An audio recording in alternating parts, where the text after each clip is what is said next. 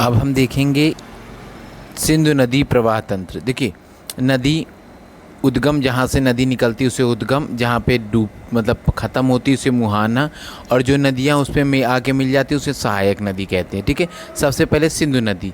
सिंधु नदी कहाँ? कैलाश मानसरोवर अरब सागर में, और इसकी सहायक नदी झेलम, चिनाब, रावी, व्यास। चिनाब इसकी सबसे बड़ी सहायक नदी है। ठीक है, और ये भारत में लद्दाख, जास्कर के मध्य से गुजरती है। ठीक है, और वही लेह वाला इलाका।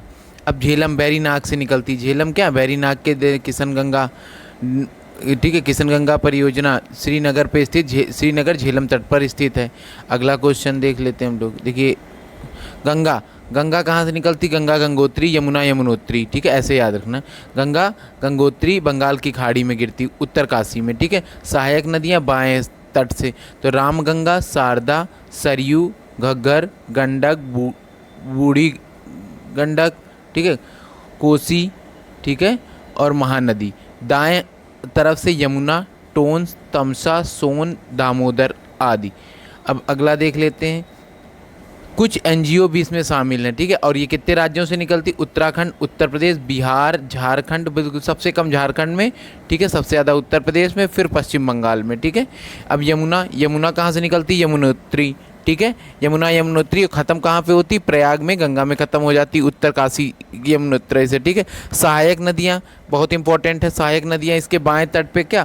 हिंडन, वरुणा, ठीक है, सेंगर, रिंद, ठीक है, ये क्या है? नदियां हैं। और दाएं साइड से चंबल, बेतवा, केन प्रमुख है। यह गंगा की सबसे बड़ी सहायक नदी है। ठीक है, और उसके बाद रामगंगा। रामगंगा गहड़वाल हिमालय, कन्नौज में। ठीक है, और याद रखना रामगंगा, और याद जिम कॉर्बेट नेशनल पार्क के बीचों बीच से रामगंगा नदी भी निकलती है। रामगंगा का तराई क्षेत्र। ठीक है, बात समझ में। शुगर मिल का जो गंदा पानी है गंगा में ला के मिलाती हैं। शारदा या सरयू। ठीक है, और ये क्या? मिलाप ग्लेशियर के पास, बरहाम घाट, ठीक है, बहराम घाट के पास है, किमायू की पहाड़ियों के पास है सहायक नदी। ठीक है, घाघरा हो जाएगी। यह काली, सरयू और गौरी गंगा के नाम से भी जानी जाती है। अगला देख ले, घाघरा। ठीक है, मापचा चुंगी गंगा में, राप्ती शारदा में, ट्रांस हिमालय में। ठीक है, छपरा बिहार में मिलती। गंडक नेपाल हिमालय में, बिहार में सोनपुर में, नेपाल में नारायणी और बिहार में शालिग्राम के नाम से जानी जाती। कोसी पूर्वी नेपाल है। गंगा 7 छोटी छोटी नदियों से नेपाल पे से सप्तकोसी के नाम से जाइए। अपने मार्ग में विक्षेपण के कारण के लिए जानी जाती है। इसे बिहार का शोक भी कहते हैं। ठीक है, सहायक नदी क्या है? सई और वरना। ठीक है, लखनऊ और जौनपुर। गोमती है क्या? अब देखिए, गोमती नदी छूट गया है। गोमती नदी क्या पीलीभीत के दलदलों से निकलती है? नहीं होगी तो हम लिख देंगे गोमती पीलीभीत के दलदलों से निकलती है। और याद रखना, ठीक है, और ये लखनऊ, जौनपुर गोमती नदी के किनारे हैं। ठीक है, उसके बाद सोन, अमरकंटक का पहाड़। सोन में क्या हो जाता है? अमरकंटक का पठार, पटना में गंगा से। ठीक है, उसके बाद सोन स्वर्ण रेखा व ठीक है, रामगंगा में सोने के कण पाए जाते हैं 2 जगह, सोन और ये रामगंगा वाले में। दामोदर, छोटा नागपुर का पठार, हुबली नदी के किनारे। और सहायक नदी जमुनिया। ठीक है, उसके बाद दामोदर में। बंगाल का शोक इसको कहते हैं। और टोंस या तमसा, ये क्या? तैमूर की पहाड़ियाँ इलाहाबाद में गंगा में मिल जाती है। ठीक है, बिहार जलप्रपात इसी नदी पे है। ठीक है, टोंस जलप्रपात। चंबल, जनापाव की पहाड़ियाँ और यमुना और औरैया के पास मिलके आ जाती है। ठीक है, और याद रखना इसके बाद इसकी सहायक नदी काली, सिंधु और पार्वती। ठीक है, बनास, ये क्या? चुलिया, चंबल। ठीक है, चुलिया जलप्रपात इसी नदी पे है। चंबल घड़ियालों के लिए जानी जाती है सबसे ज़्यादा। घड़ियाल प्रोजेक्ट इसी नदी पे। बेतवा, रायसेन विंध्याचल पर्वत के पास से। ठीक है, और हमीरपुर यमुना में मिलती। ओरछा, ठीक है, एमपी में, बेतवा नदी के किनारे। केन विंध्याचल पर्वत, बांदा में यमुना में मिल जाती। ब्रह्मपुत्र तिब्बत के कैलाश मानसरोवर बंगाल की खाड़ी में। सहायक नदी दाएं साइड से तिस्ता, भारत की सबसे तेज बहने वाली। मानस, ठीक है, धनसिरी, गंगा। ठीक है, इसके बाद बाएं में बराक। उसके बाद ब्रह्मपुत्र विभिन्न क्षेत्रों में भिन्न भिन्न नामों से जानी जाती। तिब्बत में इसे सांगपो और अरुणाचल प्रदेश देहांग, और असम में लोहित, और बांग्लादेश में जमुना के नाम से जानी जाती है। देखिए आपको कितना पॉइंट टू पॉइंट में पढ़ा रहा हूँ। अगला देखिए ब्राह्मणी, छोटा नागपुर के पठार से बंगाल की खाड़ी में, ठीक है। राउरकेला स्टील प्लांट जो है वो इसी के किनारे स्थित है, ठीक है, इसी तट पर स्थित है। स्वर्ण रेखा, छोटा नागपुर का पठार बंगाल की खाड़ी में। जमशेदपुर, ठीक है, इसी तट के किनारे स्थित है, इसी के तट के किनारे स्थित है, ठीक है। अगला देख लीजिए नर्मदा, अमरकंटक का पठार एमपी से, ठीक है। खंबात की खाड़ी, सहायक नदी तवा, ठीक है, याद रखना। उसके बाद तवा परियोजना भी एमपी में। नर्मदा में अनेक जलप्रपातों के लिए जानी जाती, कपिल धारा, दुग्ध धारा, धुआंधार, ठीक है, जबलपुर में स्थित है। इसके बाद अगला देखें तापी। तापी कहाँ पे निकलती? तापी तो मध्य प्रदेश के मूल तापी से खंबात की खाड़ी में एस्चुरी का निर्माण करती। नर्मदा तापी दोनों एस्चुरी का निर्माण करने भारत में बहने वाली दूसरी सबसे बड़ी, ठीक है। अब देखिए यहाँ पे नासिक, याद है गोदावरी। गोदावरी कहाँ से निकलती? छूट गया है कहीं। गोदावरी त्र्यंबकेश्वरम नासिक से निकलती है। ये मतलब भारत की दूसरी सबसे बड़ी नदी है, ठीक है। बात समझ, नासिक में गोदावरी में स्थित है। कृष्णा महाबालेश्वरम, कृष्णा कहाँ पे? महाबालेश्वरम में, ठीक है। कृष्णा महाबालेश्वरम में बंगाल की खाड़ी में सहायक नदी, ठीक है। पंचगंगा, दुग्धगंगा, घाट प्रभा, माल प्रभा, बहुत इंपॉर्टेंट है, ये याद रखना। भीमा, ठीक है, मूसी अंतिम में। तुंगभद्रा सबसे बड़ी सहायक नदी है, ठीक है। और पुणे भीमा तट के किनारे स्थित है। हैदराबाद मूसी तट के किनारे स्थित है। उसके बाद तुंगभद्रा, ठीक है। तुंगभद्रा तुंगा गंगा की मूल चोटी, और कृष्णा नदी आंध्र प्रदेश में भद्रा के मतलब जाके मिलती हैं, ठीक है। कृष्णा व तुंगभद्रा के मध्य में रायचूर का दोआब कहलाता है। विजयनगर तुंगभद्रा तट पर ही स्थित है। अब देखो शरावती, ये पश्चिमी घाट पे अरब सागर में स्थित है, ठीक है। पश्चिम घाट से शरावती, ये भारत का सबसे ऊंचा प्रपात, जो गढ़सुप्पा जलप्रपात महात्मा गांधी इसी नदी पे। कावेरी कर्नाटक के कुर्ग जिले में, बंगाल की खाड़ी। दक्षिण की, ठीक है, दक्षिण की गंगा भी कही जाती है। दक्षिण की लग जाएगा बस, की गंगा प्रायद्वीपीय में एकमात्र नदी जिसमें वर्ष भर जल रहता है। अन्य नदियाँ, ठीक है, अन्य प्रसिद्ध, ठीक है, दमन के लिए प्रसिद्ध है दमन गंगा। गोवा में प्रसिद्ध क्या? मांडवी और जुआरी, ठीक है। केरल में सबसे बड़ी नदी, ठीक है, मतलब केरल की सबसे बड़ी नदी कौन सी? भारतपुषा और पेरियार, ठीक है। मणिपुर में प्रसिद्ध है बराक, ठीक है। और इस पर स्थित तिपाई, ठीक है, मुख्य परियोजना का निर्माणाधीन कार्य चल रहा है अभी, मतलब निर्माण। नदी विवाद अनुच्छेद 262 के तहत अंतर्राज्यीय जल नदी विवाद के लिए हो जाता है। भारत में विभिन्न नदी जल विवाद के रूप में जाना जाता है। देखिए कैसे, सतलुज जल विवाद एक नहर के द्वारा है। सतलुज के जल को एक नहर के द्वारा यमुना तक पहुंचाने का प्रस्ताव है। हरियाणा, ठीक है, इसे हरियाणा को सतलुज का जल मिल जा सकेगा। और 1982 में सर्वोच्च न्यायालय इस संदर्भ में दिशा निर्देश हो रहा। इसी के लिए एक आयोग भी बैठाया गया, ठीक है, इराडी आयोग का गठन किया गया अब तक, परंतु यह मामला विवादित है। यमुना, ठीक है, यमुना के जल को लेकर यूपी, बिहार, हरियाणा के मध्य भी विवाद है, ठीक है। बात समझ में आ गई। अगला कावेरी कहाँ? कावेरी देखो जल विवाद, कावेरी जल विवाद सबसे पुराना जल ब्रिटिश काल से समय 1914 के समय, ठीक है। इसे ग्रिफिन कमीशन के द्वारा गठित किया गया था। सर्वोच्च न्यायालय के दिशा निर्देश में एनके सिंह की अध्यक्षता में ट्रिब्यूनल भी बनाया गया, ठीक है। ट्रिब्यूनल में 4 राज्यों के मध्य में विवाद है, तो याद रखना, कई बार पूछा जाता है। तमिलनाडु, ठीक है, केरल और देखो कर्नाटक, केरल, तमिलनाडु और पुडुचेरी, इस पे देख लीजिएगा, ठीक है। और भारत में पड़ोसी देशों के साथ भी तो विवाद है। भारत पाकिस्तान के मध्य में सिंधु जल समझौता को लेकर 1960 में भारत पाकिस्तान के मध्य सिंधु जल समझौता हुआ था। इसके तहत सिंधु झेलम चिनाब का जल पाकिस्तान को विशेषाधिकार दिया गया था, जबकि रावी व्यास सतलुज का जल को वरीयता भारत को दी गई थी, ठीक है। 80% जल पाकिस्तान को सौंप दिया गया, किंतु पाकिस्तान अभी तक अनेकों परियोजनाओं पर आपत्ति से झेलम पर किशन गंगा, ठीक है, और वुलर बैराज, तुलबुल परियोजना और चिनाब दुलहस्ती परियोजना, सलाल परियोजना पर ऑब्जेक्शन करता है। विश्व बैंक ने रेमंड की अध्यक्षता में ट्रिब्यूनल आयोग का गठन किया था, जिसमें भारत के पक्ष में निर्णय किया था। वर्तमान में जम्मू कश्मीर में 67 परियोजनाएं मतलब लेट मतलब लंबित हैं कि अभी भविष्य में इनको बनाया जाएगा। भारत बांग्लादेश के बीच में देख लो, भारत बांग्लादेश में 54 नदियाँ साझा हैं, ठीक है। गंगा, तिस्ता, बराक, जल बंटवारे में दोनों में विवाद है। कलकत्ता बंदरगाह, ठीक है, कलकत्ता बंदरगाह की जल आपूर्ति के लिए मुर्शिदाबाद में फरक्का डैम का विवाद किया है, मतलब फरक्का डैम मतलब स्थापित किया है। बांग्लादेश इस पर आपत्ति है। 1997 में गंगा के जल बंटवारे के लिए दोनों में एक समझौता हुआ था, ठीक है।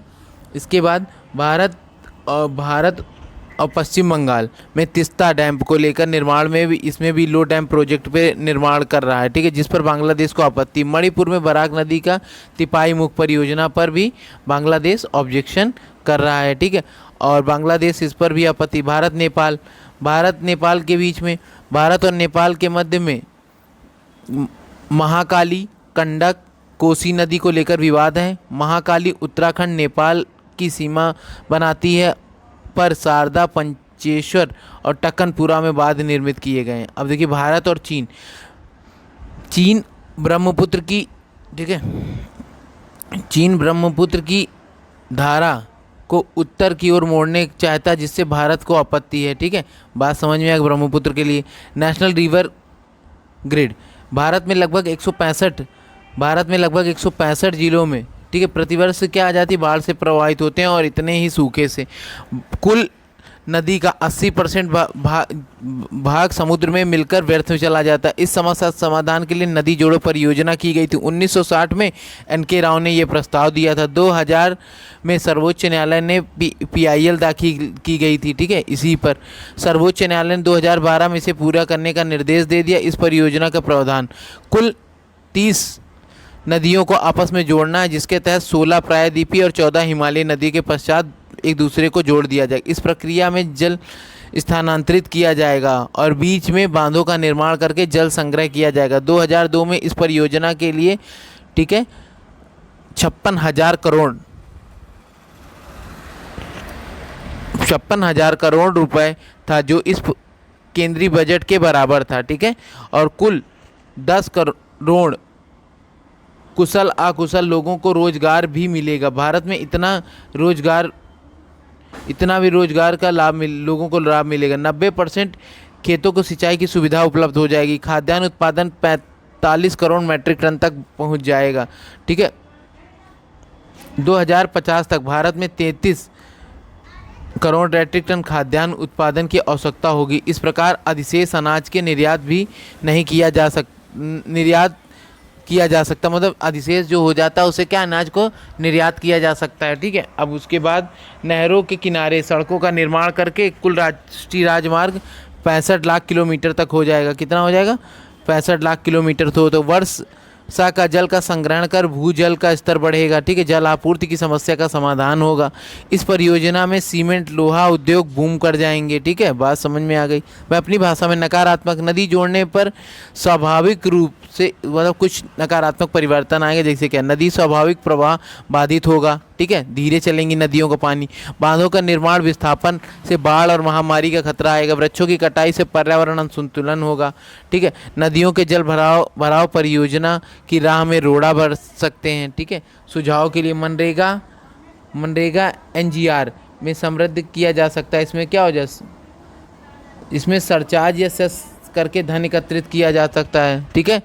और स्पेशल पर्पस व्हीकल्स का निर्माण भी कर सकते हैं, मतलब अन्य दीर्घकालिक इंफ्रास्ट्रक्चर बॉन्ड भी जारी कर सकते हैं। ये सब है क्या, बहुउद्देशीय नदी घाटी परियोजना। बहुउद्देशीय नदी घाटी परियोजना ऐसी परियोजना जिसमें एक साथ कई उद्देश्यों को पूरा किया जा सके, उसे बहुउद्देशीय नदी घाटी परियोजना कहते हैं।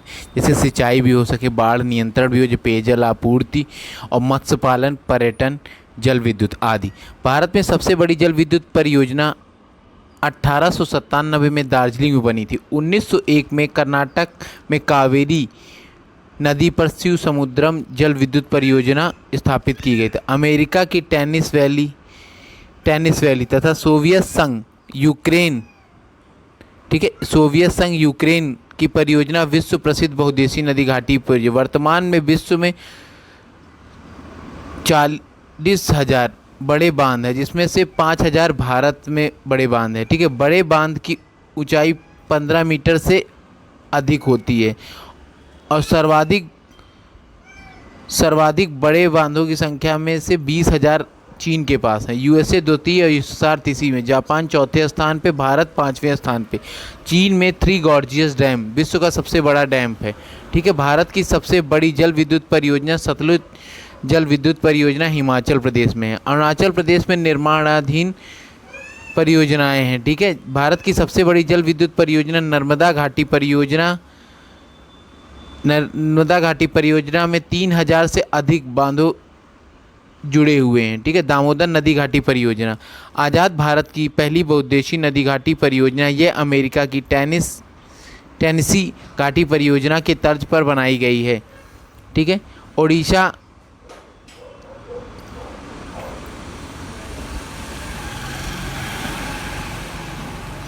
महानदी परियोजना, महानदी परियोजना, ठीक है, महानदी परियोजना, यह महानदी पर है, उड़ीसा में स्थित है। ये मेन स्ट्रीम पर सबसे बड़ा लंबा बांध है। इसकी लंबाई कितनी 4.8 किलोमीटर है। ठीक है, कोसी क्या है? कोसी नदी पर स्थित है, 1954 में आरंभ हुए थे। ये भारत और नेपाल की संयुक्त है, बिहार इसका लाभ ले रहा है।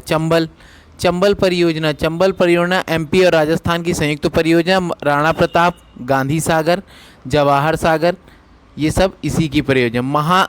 माही बजाज परियोजना गुजरात और राजस्थान की संयुक्त परियोजना है, बहुत इंपॉर्टेंट है। ठीक है, अगला देखिए, भाखड़ा नागल परियोजना, सतलुज नदी पंजाब, राजस्थान, हरियाणा इसका लाभ ले रहे हैं। ठीक है, 4 राज्य। ठीक है, पंजाब, राजस्थान, हरियाणा। ठीक है, बात समझ में आ गई। भाखड़ा नागल सतलुज नदी 2 प्रमुख है। भाखड़ा नागल अपने समय में सबसे ऊंचा बांध था, परंतु ठीक है, भाखड़ा नागल सबसे ऊंचा बांध है। भाखड़ा नागल अपने समय में सबसे ऊंचा था। इसका जलाशय गोविंद सागर के नाम से जाना जाता है।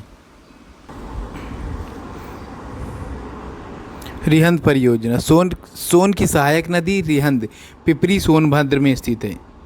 इसमें ये उत्तर प्रदेश की इसका जलाशय गोविंद बल्लभ पंत, उसमें गोविंद सागर था, ठीक है, के नाम से जाना जाता है। यूपी एमपी बिहार में लाभान्वित है। ठीक है, दिल्ली, ठीक है, हावड़ा स्टॉक जल विद्युत परियोजना इसी से की जाती है, जो हावड़ा वाला रूट है। ठीक है, उससे वाला। अब देखो, नापता झाकरी परियोजना क्या है? ये सतलज नदी हिमाचल प्रदेश में है। ठीक है, यह अपने समय में एशिया की सबसे बड़ी जल विद्युत परियोजना थी। ठीक है, इसके बाद टिहरी उत्तराखंड में भागीरथी पर स्थित है। ठीक है, भागीरथी पर स्थित है। रूस के सहयोग से टिहरी निर्मित है। यह बांध की ऊंचाई 260 मीटर ऊंची। यह भारत का सबसे संवेदनशील बांध है, जो भारत और यूरोपियन प्लेट के मिलन बिंदु पर स्थित है। ठीक है, और उत्तर प्रदेश, दिल्ली इससे लाभान्वित होने वाले राज्य हैं। इसके बाद अगला देख लेते हैं, व्यास परियोजना कहाँ पे है?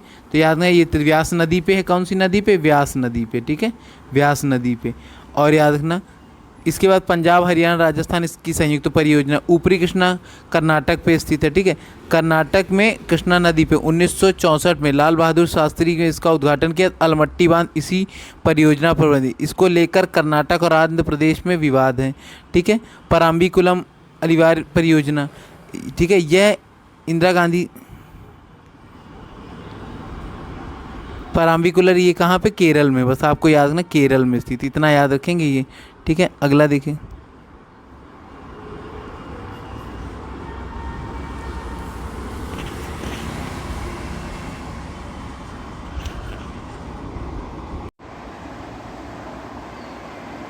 हाँ,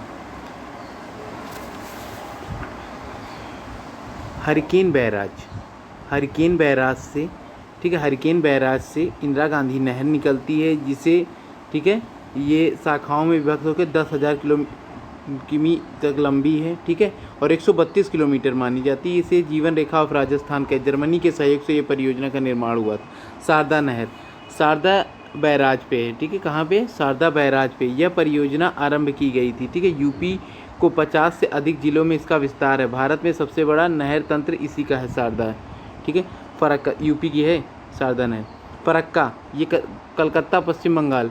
ठीक है, कलकत्ता बंदरगाह पर स्थित जल आपूर्ति के लिए मुर्शिदाबाद में गंगा नदी के निर्माण पर इस पर निर्माण किया गया। फरक्का, जिस पे ऑब्जेक्शन किसको है? बांग्लादेश। रामगंगा यूपी उत्तराखंड की संयुक्त परियोजना है। ठीक है, और इसे Ramganga Ramganga command area development programme के तहत सिंचाई, चकबंदी, भूमि सुधार के लिए ऋण वितरण का कार्य भी करते हैं इसी के आधार पे। ठीक है, अगला देख लीजिए। अन्य परियोजना इडुक्की बहुत इंपॉर्टेंट है। इडुक्की कहाँ पे है? इडुक्की पेरियार पे है। ठीक है, VAI परियोजना तापी नदी के किनारे। जायकावाड़ी गोदावरी। तीन बांध रावी नदी पंजाब में। काकरापारा, ठीक है, काकरा बांध जो भी पारा ही बोलते हैं। ठीक है, तापी गुजरात पे स्थित। कोल डैम सतलज नदी हिमाचल प्रदेश। दुलहस्ती चिनाब जम्मू कश्मीर में। इसके बाद बाण सागर परियोजना सोन नदी पर स्थित है। राजघाट परियोजना बेतवा पे। माता टीला केन बेतवा माता टीला याद रखना बेतवा पे। ठीक है, उर्मिल परियोजना उर्मिल नदी UP MP ये जगह याद रखते जाइएगा आप लोग। ठीक है, गंडक परियोजना गंडक नदी पे। गंडक परियोजना गंडक तिस्ता सिक्किम में स्थित है। ठीक है, लो डैम प्रोजेक्ट के तहत पश्चिम बंगाल में बना रहे हैं। ठीक है, और कोयल कारो परियोजना कोयल कारो नदी झारखंड में स्थित है। भारत भूटान के बीच में परियोजना जितना चूखा ताला, ठीक है, क्रूचू और पुन छांगलू परियोजना इसके अंतर्गत आती। बाढ़ देखिए सामान्य रूप से 50%, देखिए क्या है, बाढ़ में सामान्य रूप से 20% से अधिक वर्षा अतिवृष्टि को कहा जाता है। ठीक है, 20 मतलब परसेंट से अधिक, यह बाढ़ का मुख्य कारण है। असम में सर्वाधिक बाढ़ आती है। UP, इसके बाद बिहार, पश्चिम बंगाल, पूर्वी UP में अक्सर बाढ़ से प्रभावित होते हैं। ब्रह्मपुत्र, कोसी, ठीक है, गंडक, राप्ती, दामोदर में प्रायः बाढ़ आती है। बाढ़ के कारण प्राकृतिक तथा मानवजन दोनों ही प्रभावित होते हैं। ठीक है, और नदियों के किनारे, ठीक है, कटहर या डोडी के अतिरिक्त जल एकत्र हो जाता है, परंतु नवीनीकरण प्रक्रिया के द्वारा इसे ढक दिया जाता है, जिससे नदियों में अतिरिक्त भाग निचला और बस्तियों में प्रवेश कर जाता है। बिहार में नेपाल की पहाड़ियों नदियों में सिल्ट के साथ प्रवेश करती है और बिहार में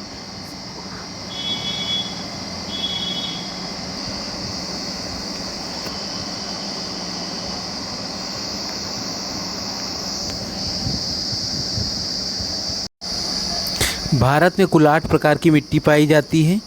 जलोढ़ मिट्टी, ठीक है, जलोढ़ मिट्टी, काली मिट्टी, लाल मिट्टी या पीली मिट्टी, लेटेराइट मिट्टी, हिमालयन मिट्टी, रेतीली मिट्टी, पीट या दलदली मिट्टी, रेह और या ऊसर मिट्टी। भारत में, ठीक है, ऐसी 8 प्रकार की मिट्टी पाई जाती है। ठीक है, मिट्टी को जल सहित 17 प्रकार के, ठीक है, जल सहित 17 प्रकार के पोषक तत्वों को मिट्टी में नाइट्रोजन, फास्फोरस और ह्यूमस की कमी है। भारत में NPK का अनुपात 4.2 रेशियो 2.1 और रेशियो 1 के में होना चाहिए, लेकिन यह अनुपात कितना है? 5.7 रेशियो 2.7 और 0.1 प्रदान के। नाइट्रोजन की अधिकता के कारण भूमि की उर्वरकता स्थिर हो जाती है। ठीक है, दोमट मिट्टी, इसे जलोढ़ मिट्टी भी कहा जाता है। यह रेतीली और चिकनी मिट्टियों के योग से निर्मित होती। भारत में सर्वाधिक 43% क्षेत्र इसी मिट्टी से पाया जाता है। UP में सर्वाधिक विस्तार है, अन्य पंजाब में। अगला देख लीजिए, ठीक है, हरियाणा, पंजाब, UP, ये आप ये याद रखें। उसके बाद काली मिट्टी, ये नहीं है खादर मिट्टी, क्या है ये, जिसे ढका हुआ है, इसका कोई लेना देना नहीं, जितना मैं पढ़ा रहा हूँ उतना पढ़ लीजिए। काली मिट्टी ये ज्वालामुखी के लावा से निर्मित है। ठीक है, रेवार, ठीक है, और क्या हो जाएगा, एंटीसाल्स भी कहते हैं इसे। आयरन, एल्युमिनियम और चूने की अधिकता होता है, परंतु नाइट्रोजन, फास्फोरस, ह्यूमस की कमी है। पोटास की अधिकता है। महाराष्ट्र में इस मिट्टी के, ठीक है, मालवा का पठार, उत्तरी कर्नाटक का और दक्षिणी पूर्वी राजस्थान, तमिलनाडु, तेलंगाना और काठीवाड़। ठीक है, ये सब क्या है, इसके प्रमुख के रूप से जाने जाते हैं। ठीक है, अब देख लीजिए एक मिनट। उसके इस मिट्टी में नमी धारण करने की क्षमता अधिक होती है, सिंचाई की कम आवश्यकता होती है, सूखने पे दरारें नहीं पड़ती हैं, और ठीक है, सूखने के साथ इस मिट्टी में दरारें पड़ जाती हैं स्वतः, मतलब जुताई के नाम से भी ये मिट्टी जानी जाती है। अगला देख लीजिए, यह मिट्टी गेहूँ, कपास, मूंगफली, प्याज, आम आदि, पान, संतरा के लिए उपजाऊ है। लाल मिट्टी है, पीली मिट्टी, यह मिट्टी उच्च वर्षा वाले और औसत तापमान वाले क्षेत्रों में पाई जाती है, जहां आग्नेय चट्टानों की उपस्थिति रहती है। आयरन ऑक्साइड की अधिकता के कारण इसका रंग लाल होता है। ठीक है, नाइट्रोजन, फास्फोरस, ह्यूमस की कमी होती है। सर्वाधिक विस्तार तमिलनाडु में, अन्य दक्षिण में कर्नाटक है।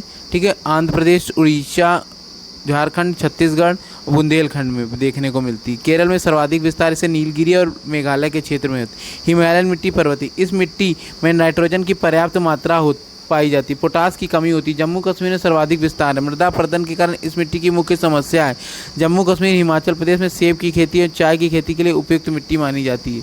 उसके बाद बलुई रेतीली मिट्टी, यह सबसे कम उपजाऊ वाली मिट्टी। नाइट्रोजन, फास्फोरस, ह्यूमस पूर्णतः अभाव होता है। राजस्थान में इसका सर्वाधिक है। दक्षिण पंजाब और उत्तरी गुजरात में, ठीक है। खेजड़ी के वृक्ष लगाकर दलहनी खेती करके इसका उपचार भी किया जा सकता है। इसके बाद पीट या दलदली मिट्टी, ह्यूमस का भरपूर अधिकता होती है इसमें, ह्यूमस के, परंतु अत्यधिक आर्द्रता के कारण ये सभी फसलें के उपयोग में मैंग्रोव वनस्पति के लिए जानी जाती है। इस मिट्टी में क्या बंगाल के निचले क्षेत्र में, चिल्का और कच्छ के रण में भी क्षेत्र में ये मिट्टी देखने को मिलती है, ठीक है। विभिन्न प्रकार की मृदा के लिए समाप्त करने के उपचार की पूर्वी क्षेत्र के अम्लीय और ये सब की वजह से हो जाता है। मृदा अपरदन कोई लेना देना नहीं है। जलवायु, ठीक है।